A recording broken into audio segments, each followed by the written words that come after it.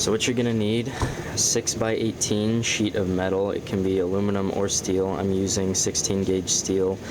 Seems a little bit thin, but I think it'll work fine, and then it'll be a lot easier to work with too. So I'm at Home Depot. I normally like to find my metal, but when I do buy it, I get it here pretty much every single time.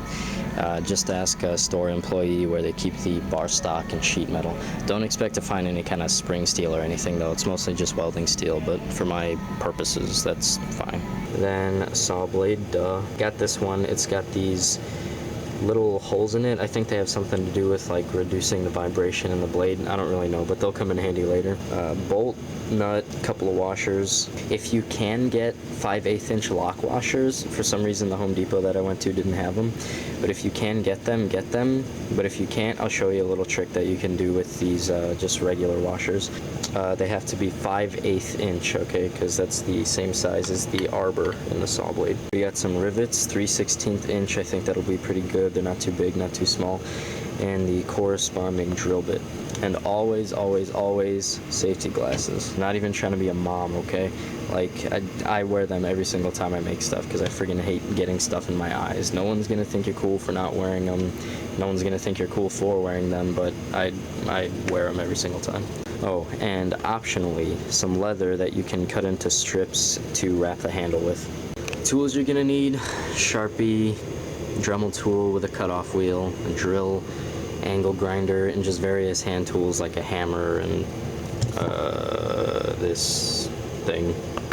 Then rulers and squares are also very helpful, so grab a couple of those. Step number 1, grab a Sharpie and draw your design.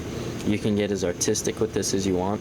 Just pay attention to whether or not you will be able to mirror it down at the bottom right here so that you can have two halves of it. And then you're gonna need a spacer. You don't even necessarily have to cut this out of the middle. I just kind of drew this in here to give you guys an idea of something that you could do. Like if you do this right, you could do this whole thing out of just one sheet of metal. I actually don't even have to cut that out because I already have it in aluminum. But little side note, you don't even have to make the spacer out of metal. You could use craft board, or you could cut it out of a clipboard if you wanted to. It's just a spacer. And another thing to pay attention to, make sure the end of it has kind of an overbite like this, because if you were not to do that, if you were to just make the shaft come straight out of the handle like that and go all the way to the end, your tomahawk is going to end up looking something like this as opposed to like this. And I mean, you might think this looks cooler, you can go ahead and do it, but I think this would be a lot more effective as a tomahawk because it's got a longer length of sharp edges and all that. So that's what I would do. You can do whatever you want. So after you get your form cut out, just go ahead and get your angle grinder with the cutoff wheel and go to town on it. Put your glasses on.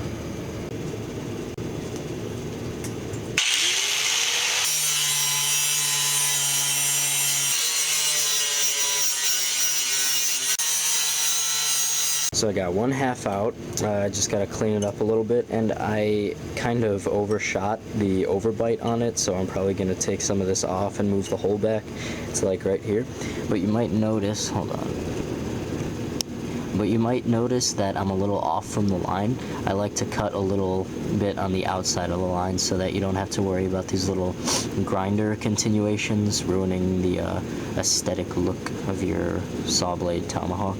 So you can just clean this up afterwards and it'll look fine.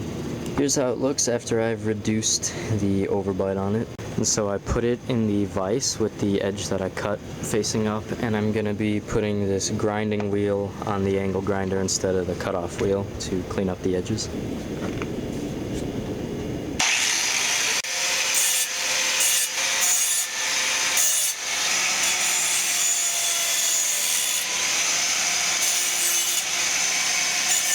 And a steel wire brush.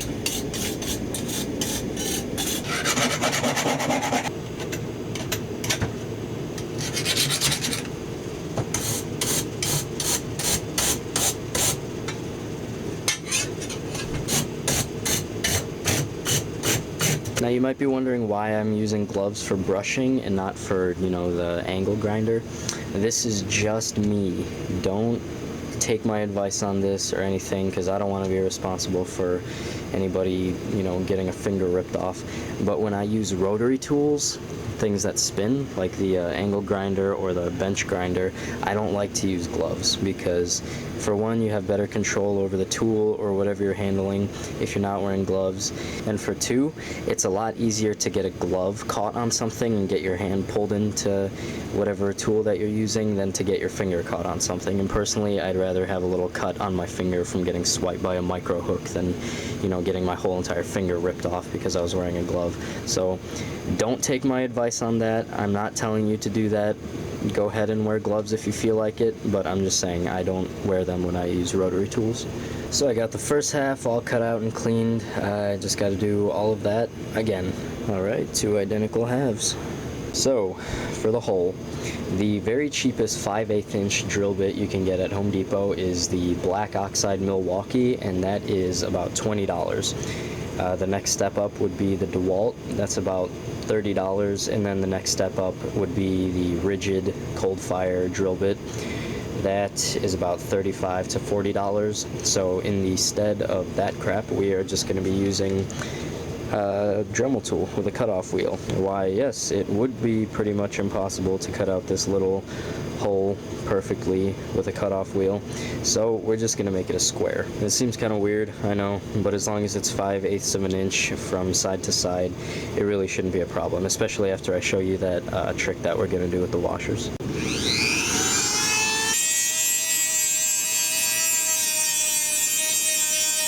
Finished the square, came out okay, the bolt fits in it nice and snug. I've been using the Dremel tool since I was about 12, so I've had some experience with it.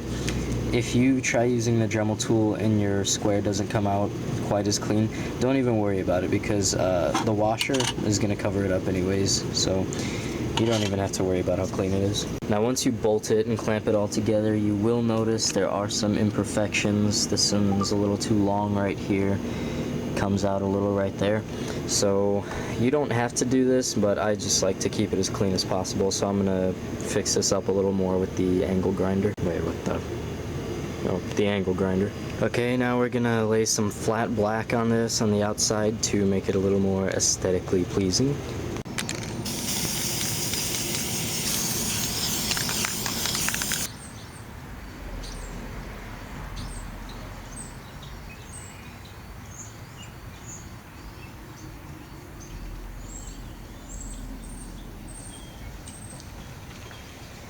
Yeah, it should be dry. So here's what we're gonna do. Take this, flip it so that the paint side is in, so that we don't scratch it when we do this next thing.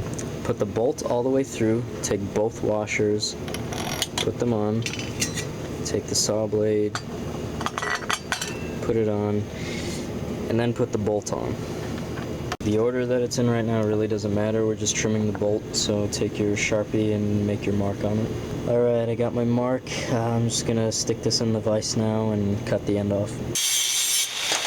Stuff gets friggin' hot when you cut it, so make sure you give it some time to cool down before you grab it. So here's this washer trick I've been talking about this whole time. Since I couldn't find lock washers at the Home Depot that I went to, it wasn't my Home Depot that I went to, it was some weird smaller one. But yeah, we're gonna take the regular ones, put them halfway into the vise, and with a little hammer or some pliers or something, just give it a few taps and bend it a little bit. Not too much, just about that much. So they're kind of like this. Now here's where these little holes come into play. I'm gonna put the bolt through one of the sides of the handle, put this on here, and then I'll get the hole right about to where I need it, and then I'm gonna put this bolt on. Now rather than just making a mark and then taking off the saw blade and drilling into it, I'm gonna leave the saw blade on and then drill into it to make sure that the drill bit doesn't walk at all, and then make it so that the rivet can't fit through the saw blade and the piece.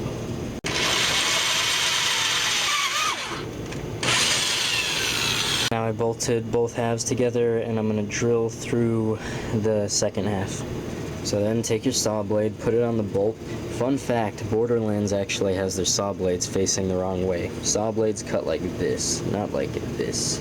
Saw blade goes on, line up the holes. Where'd it go? Oh, there it is. And then put the other half on here. Then take your washer with the curve facing this way, put it on, and then put your bolt on. Now put your rivet in just to keep everything in place. You can even pop it right now if you want. I think I might actually do that.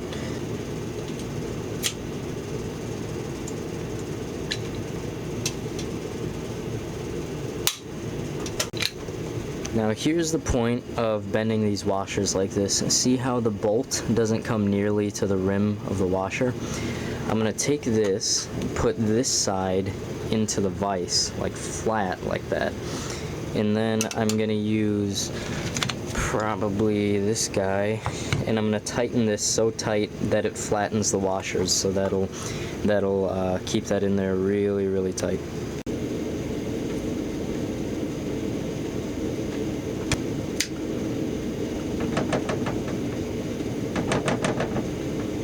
That's actually perfect. I had no idea that would work that well. This is actually the first time I ever tried this. So yeah, let's learn stuff together. Now we're gonna take the spacer and put it in between these two pieces so that it's inside like that. Then once it's inside, we're gonna start drilling some rivet holes to keep it in there, and we're gonna keep it all together with some clamps while we're doing that. So I got all the rivets in it, but once you're holding it, the one thing you'll realize is these nubs. Some people would prefer to pound them down. That would leave them with the maximum amount of strength they could have, except there would still kind of be a lump. You can cut them off. That would give them a much lower profile, but it would also weaken the rivet. So I like to meet it halfway. I cut it just about in the middle, and then I squish it from there so that there's a much more manageable amount of rivet to be squishing. Now that they're all cut, I'll bring them over to the vise. So now they're all flat. It's looking pretty good. They're hardly any bigger than the actual caps. Now if I wanted to get lazy, I could use paracord to wrap the handle with, but God gave me a leather wheelchair cover and a razor blade, and who am I to say no to God? Ooh, I found this other piece that actually kind of looks like a handle. Thanks, God. Alright, some glue. Maintain pressure. Okay, the handle's on. Now I just add the last few embellishments. And there you have it. You're now the proud owner of a totally bad butt saw blade tomahawk. Well, you're not. I am. But now you kind of know how to make one. So some of you might be wondering why I didn't walk you through the embellishments, or even the frame actually. It was just kind of drawn on with Sharpie when I first showed you that piece of sheet metal. The reason is, my point with these weapon tutorials is not to encourage just copycats. It's creators. I want to give inspiration to people, but for them to also be able to create things on their own. So I mean, if you want to make a saw blade tomahawk, I taught you how to make the basic form of it. Now that you know, I want you to make the style your own. You don't have to copy exactly what I'm doing. I never wanted anybody to just copy the dance that I'm doing and then just in the end be holding something that looks exactly like what I made. You know, put your own style into it. I'm sure it's going to turn out really, really cool. So before I show the demonstration, I'll just apologize in advance. It didn't turn out as well as I wish it would have. The grade of cardboard that I was throwing at was much, much thinner than the stuff that I usually have. So it would go right in, but then it would just slide right out because this thing's so heavy and because the cardboard's so thin. So I wasn't able to get an actual stick, but I got some okay footage of using that hammer plate on the back of it to break some cinder block pieces. That was kind of cool, I guess. But yeah, sorry, the footage is also kind of dark. Oh. We got this little plate on the back. So if at this point you're just thinking to yourself, you know, why? Why do you need a tomahawk made out of a saw blade? Why do you even need a weapon? What's the point? You don't need a point. I mean, what I'm saying is you don't have to be some zombie prepper. I mean, there's nothing wrong with that, but you don't have to be a zombie prepper or a serial killer to think that weapons are cool. Weapons are independently cool. I mean, look at that. That's a cool thing.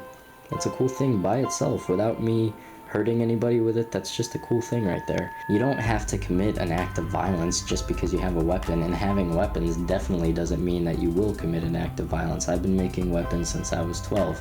I've never even come close to hurting anybody or anything with them. What I'm saying is, if you want to make a weapon, saw blade, tomahawk, sword, whatever, just go ahead and do it. Like, as long as you're mature enough to handle them, you're not messing around with them in a way that you could accidentally hurt somebody, and if your motives are pure, if you're not making them to hurt people or animals or whatever, there's nothing wrong with it. Now, one thing I'm not gonna do is sit here and tell you, well, I'm sitting here, but I'm not gonna tell you guys that, you know, when people call you weird for making weapons, that they're just, you know, super jealous of your creativity. Most of the time when people call you weird for making weapons, they just, honest to God, think you're really, really weird for making weapons. But when you're outletting your creativity, other people's opinions of you are not what it's about. I mean, there are most definitely ways that your creativity can benefit other people. For example, this weapon stuff, I make videos out of it, and then I make money off the videos, and then I tithe some of that money to my church, and then my church uses it to help out people all over the world. That's one way that my creativity benefits other people than myself. But when I'm, like, you know, in the zone making stuff, it doesn't matter what other people are thinking about me. I mean, if you're making stuff the whole time wondering what other people are gonna think about you, like, where is that even coming from? Like, that's hardly even your creation anymore. If what you're doing is being modified by other people's opinions on you, it's not even your creativity anymore. And here's the cool part. Rarely, if ever, when I'm telling people about what I do I get reactions like, oh wow, that's pretty freaking weird, Eli, can you stop talking to me right now, please? It's always like, oh wow, that's so creative, that's really, really cool, what's your YouTube channel name? 99.9% of all the hate that you're gonna get for making stuff is 96-pound prepubescent boys hiding behind keyboards and computer screens. If you just baseline act like a respectable human being, you can be as weird as you want, and people are gonna love you. Real people, like people that you actually meet, not 96-pound prepubescent boys hiding behind keyboards and computer screens. So yeah, that's pretty much the end of the video. If you guys want to see more of this kind of stuff, it would totally, completely help if you could just share the video, subscribe, share my channel. Actually, that would be really, really helpful. My dream, goal, whatever you want to call it, is to do YouTube professionally, so any help that I can get is greatly, greatly appreciated. I've got another channel called Vlog of Eli. That is vlogs by me, and my name is Eli. So I think that's a pretty good channel name. But yeah, go ahead and subscribe to that one too. You get a whole bunch of news and updates and a lot of me talking, definitely. But yeah, that's about it. Glad you guys liked it. Share the video, I swear, or I'll kill you.